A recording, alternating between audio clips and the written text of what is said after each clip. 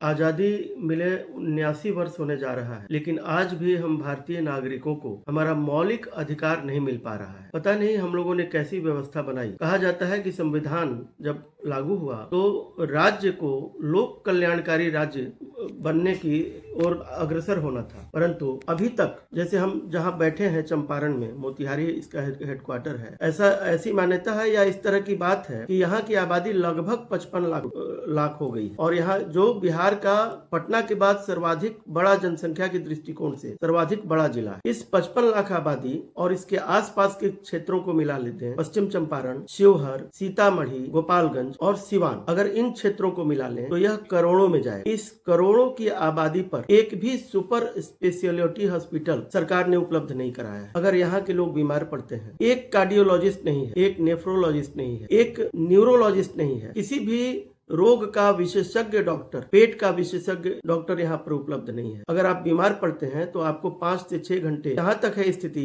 कि 10-10 घंटे तक पटना जाने में, अगर पश्चिम चंपारण के वाल्मीकि नगर और बगहा से आप चलें तो 10 घंटे लग जाएंगे आप पटना पहुंचने में, और इस बीच में जो मरीज है उसका प्राणांत हो सकता है। संविधान में आर्टिकल 21 में प्रत्येक नागरिक को अधिकार दिया राइट टू लिव, और ऑनरेबल सुप्रीम कोर्ट ने उसको डिफाइन किया कि right to live means right to live with human dignity, मानवीय गरिमा के साथ जीने का अधिकार इस देश में प्रत्येक नागरिक को। परंतु हमारे राजनेताओं ने हमारे इस जीने के अधिकार को नहीं दे पाए हैं, आज तक ये लोग नहीं दे पाए हैं, क्योंकि यह जीने के अधिकार का हनन है। यदि मैं बीमार पड़ता हूं तो त्वरित इलाज हो और विशेषज्ञ डॉक्टर उपलब्ध हो, ये हमारे जीने के अधिकार में शामिल, परंतु यह अधिकार भी आज हमें उपलब्ध नहीं है। चंपारण नागरिक मंच ने इस विषय पर बिहार के माननीय स्वास्थ्य मंत्री श्री मंगल पांडे जी को पत्र लिखा है कि आप मोतिहारी क्षेत्र में एक मल्टी स्पेशलिटी हॉस्पिटल यथाशीघ्र उसका निर्माण कराएं, और जब तक निर्माण होता है तब तक विशेषज्ञ डॉक्टर्स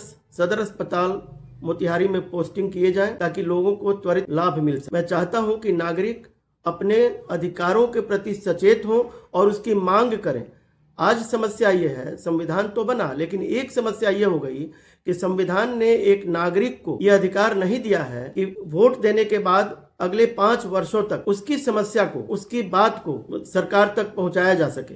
सरकार तक उसकी बात पहुंचती ही नहीं। यदि वह पहुंचाने की कोशिश भी करता है तो उसकी बात सुनी नहीं जाती। आंदोलन और प्रदर्शन करने पर आजकल की सरकारें जो है वो लाठीचार्ज करा देती। तो यह अधिकार संविधान ने दिया कि हम अपनी मांग को रखें, परंतु एक ऐसा जरूर व्यवस्था बननी चाहिए कि अगर कोई भी नागरिक, अगर उसके मौलिक अधिकार का हनन होता है तो संविधान ने कहा कि आप डायरेक्ट हाई कोर्ट आर्टिकल 226 में जा सकते हैं, हाई कोर्ट का दरवाजा खटखटा सकते हैं, या आर्टिकल 32 में सुप्रीम कोर्ट का दरवाजा खटखटा सकते हैं। लेकिन एक अधिवक्ता के नाते मैं ये जानता हूँ, संविधान पढ़ा है इसलिए जानता हूँ, कितने लोग हैं जो सक्षम हैं सीधे हाई कोर्ट जाने के लिए या सुप्रीम कोर्ट जाने के लिए, और क्या वहां जाने पर भी उनका यह राइट मिल पाएगा, इसकी कोई गारंटी है, और कितना खर्च आएगा।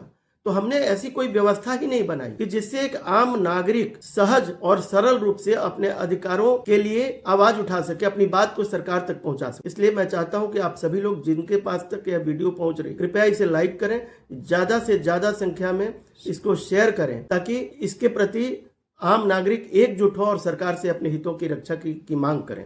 धन्यवाद।